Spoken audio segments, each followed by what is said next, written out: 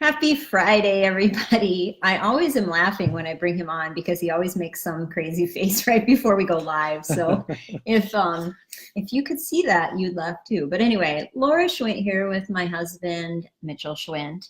And he's on tonight because he's going to give us some insights on genetics, which he has a lot of experience with. And so the subject is why broccoli is good for your breasts. And so anyway, every week when I go to the grocery store, I'm always very concerned. I always make sure we are getting broccoli or micro broccoli. I always, always, always have this in my refrigerator. We use it every week in multiple things, multiple recipes. But I really kind of forgot why I'm always concerned about broccoli. Until this week, I was going through some paperwork and I found a genetic test that actually this guy had recommended I take.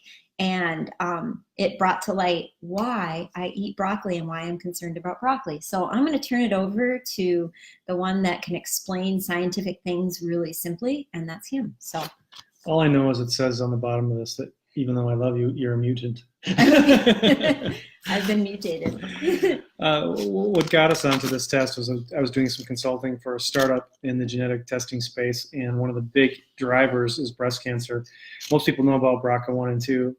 You hear it on the news, you see it everywhere, but that's really a small subset of breast cancers. There's a whole bunch of other genes, or they're called SNPs, which a simple way to think of it is if I snipped off a chunk of your hair, it would still be your hair, but just wouldn't style or work the way you wanted it to work. Same thing with your genetic machine. It needs to read the instructions to do what it's supposed to do, and if there's a part that's missing or smudged or smeared, it can result in a mutation or a problem. And how that relates to broccoli and breasts is that there's a substance in these little guys here. You can say it. Go ahead. Sulforaphane. Yeah, mouthful. Anyways, there's a compound in broccoli that can have the ability to turn on and off some of these genes. And so knowing that you have, as she does, 5 mutations that increase your risk of breast cancer, with just some simple subtle tweaks in diet and lifestyle, it really has the power to shut off some of these cancer-causing genes and to turn on some of the other ones that are beneficial. And so that's where the broccoli part comes in. And there are a variety of other things that can be done dietarily to help affect some of these other genes. And these genes, unfortunately, cause probably about 80% of the breast cancers based on what we know by current science. And so if you can do something simple like throw some microgreens in your smoothie and decrease the risk of breast cancer, I think that's a pretty powerful strategy. It's huge. And I remember getting this result back, and you can see the red on this, and those are the ones. Yeah, you were pretty freaked out. I was really freaked out because, many of you may know, some of you might not know, but my mom went through a cancer battle. And that is one thing that, it is probably something that still affects me today. Probably one of the most traumatic events of my life. And if I can prevent my kids from seeing me go through that, that would be huge to me. So if I can do simple dietary things to help prevent that, then I'm all for it. And so I know not everybody likes broccoli. It's one of those things that you either love or you hate.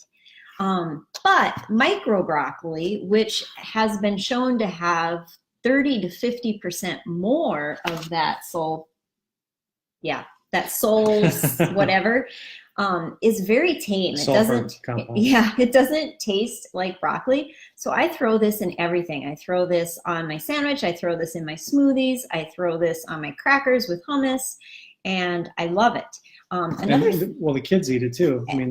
We have a daughter, and we've got a family history of a variety of cancers. And so the driver of this is abnormal estrogen metabolism. And so by chunking some of this stuff in a shake or on top of a salad or throwing in stir fry or whatever, just a way to pack in a little extra nutritional insurance, if you will. Yeah. And these, you find these at the grocery store, and they're not cheap. They're expensive, but neither is being sick. Being sick is expensive. So I look at it as an investment. But I actually know a person that's developing a kit that you could grow these in your own home. And so that's pretty exciting. But another option is something, and this is supplement form. So if you want to talk a little bit about this is called IC3+. I3C, yeah, Indo-3-carbinol. It's just similar to sulforaphane as it affects some of the genes and turning them on and off. Does kind of basically a pill form, broccoli in a pill, if you will. Broccoli in a pill. So I take one of these a day. And that bottle was inexpensive. It was like $8 or something like that last a month. And the point I want to bring up, and some people may disagree with this, but there's breast cancer in men. It's about 1% of all breast cancers are detected in men. And a driver of that is estrogen. There's estrogen in males' bodies as well. And we're here on the eve of St. Patty's or whatever. But alcohol is a driver of estrogen increase in men. And so it's sort of a biohacking tactic or technique, whether it's completely vetted by science or not, but something that some people who like beer on St. Patty's Day might think about as a nutritional strategy. Eat your broccoli before your beer. Broccoli, beer, and breast, the three essential B's of St. Patty's Day.